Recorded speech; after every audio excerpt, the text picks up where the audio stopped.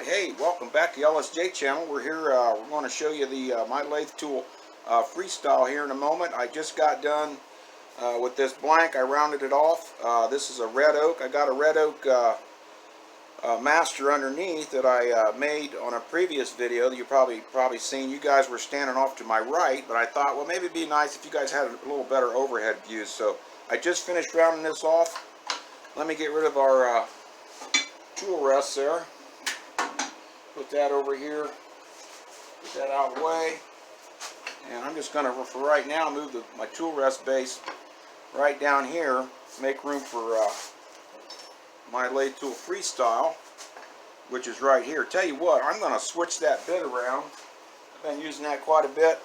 Let me give you a fresh edge here. Loosen up my little screw here, lift, rotate. Yeah, got a fresh edge there. Blah blah, fresh edge. So here we go. Without further ado, we're ready to roll. Make sure I got everything tightened down. And let's see what we got. Whoops, I'm a little bit loose right here, aren't I? Tell you what, you guys see that? My handle's a little bit loose. We're gonna go ahead and double check square on that. That's real easy to do. I just put my square right there on the base. Yeah, I'll line my bit up, tighten her down. Of course, I'm not going to have to worry about my up and down because I already know that's right, because I got a set collar. My Lathe Tool Freestyle has a set collar right there. When you lay this down on top of that, tighten it down, yeah, you're right in line with your centers. That never changes, so that makes it real nice for your when you're cutting. You always know you're at the correct angle for a carbide bit. Now you might want to, some wood you might want to go a little bit above or below. I just leave it at this because that just works pretty good for me.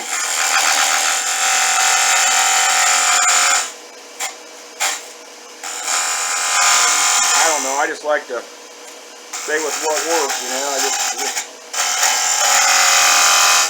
that down a little bit. Cut. Here we go. I'm going to lighten up a little bit here. I'm going to take that right to my next peak. I'm going to come back, do it again. I'm just steadying this bit with the back of my hand. It really makes a nice natural damper, for lack of a better technical term, I don't know, but I just know that this really helps with cutting down vibration. It gives me a nice cut, and I'm in control. And you know what? I always like being in control. Especially with this pretty oak. I don't want to waste it. Alright. See what we got here. Ooh, that's coming in nice. I'm already getting a little shine off of my my red oak properties there.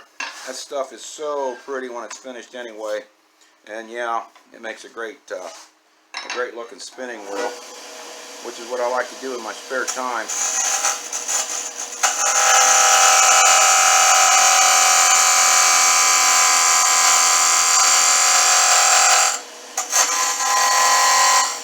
That's how I came up with my Lathe Tool here again, because you got a lot of different parts to the spinning wheel. I counted it up. I got like 75 parts. Now, yeah, they're not all spindles. They're different components. But my wheel spokes alone are numbered to 12, so I like them to look pretty nice. Go ahead and set this down. Put that right to my next piece. Go ahead and get a little depth there.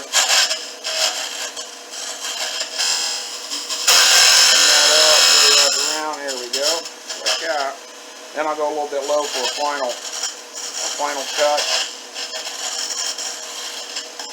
That makes it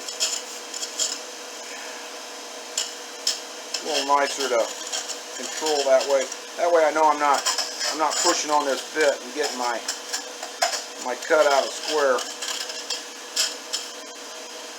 Keeps my diameters pretty well the same, really close. Yeah, that's looking pretty nice.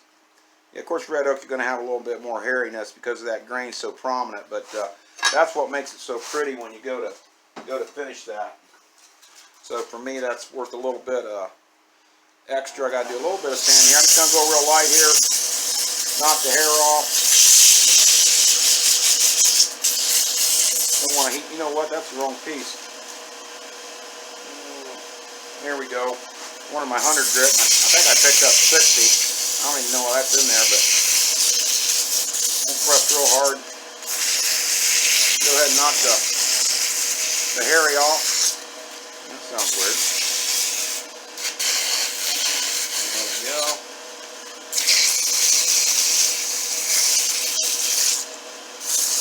This does a really good job of duplicating.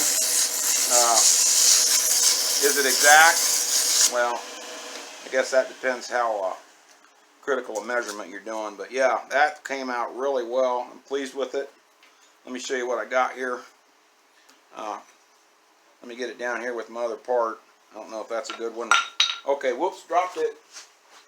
Let me grab that back. No.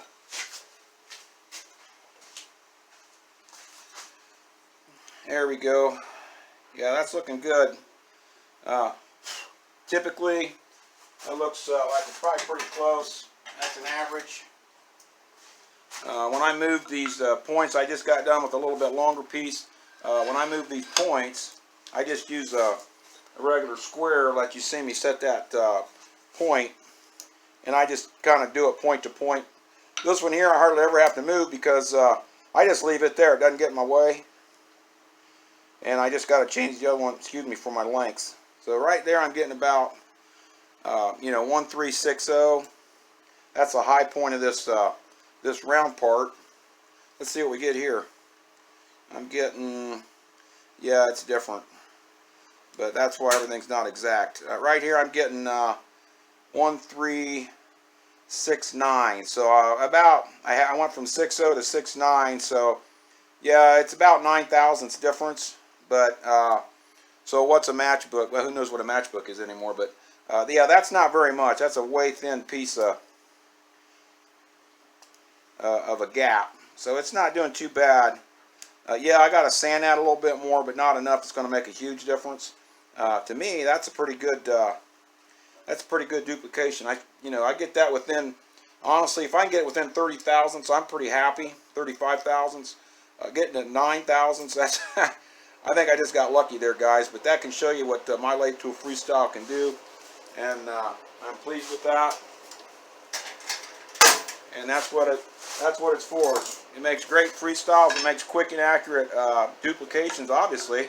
And if you're interested in more of what this is and what it's about, follow my link down below in the description in the comment section there, and you can check it out.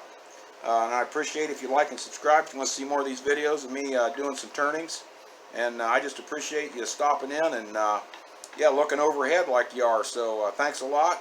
And again, like and subscribe, and tune in again when you have time. Thank you. Bye-bye.